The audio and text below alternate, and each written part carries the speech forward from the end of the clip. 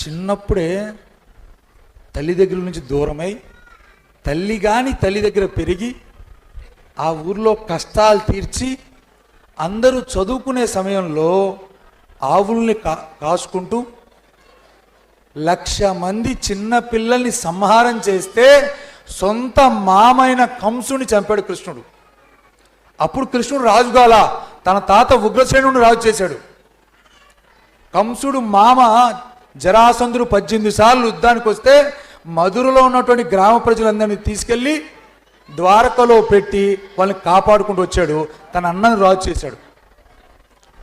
కృష్ణ తత్వం అంటే ధర్మం కోసం నిలబడే 5గురు అన్నదమ్ముల పక్షాన ఉన్నాడు. గురువులు, శక్తి, ఆయుధాలు, డబ్బు, అంగబలం, అర్ధబలం, రాజ్యాలు అన్నీ కౌరవుల పక్షాన ఉన్నా అటు వెళ్లకుండా కేవలం 5గురు పాండవుల పక్షాన ఉన్నా శ్రీకృష్ణ భగవానుడు. మహాభారత యుద్ధం తర్వాత అడిగారు, మహాభారత యుద్ధంలో ఎవరు ఎంతమందిని చంపారని. బర్బరుకుడు చెప్తాడు, మహాభారత యుద్ధంలో నాకు ధర్మరాజు యొక్క బల్లెం కానీ, భీముడు గద కానీ, అర్జునుడు బాణాలు కానీ ఏమీ కనపడలేదు. నాకు కనపడింది సుదర్శన చక్రం మాత్రమే అని.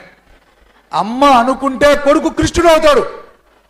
అలా కృష్ణుడుగా కావాలని మన ఇంట్లో పటం ఉంటే ఆ పటాన్ని చూసి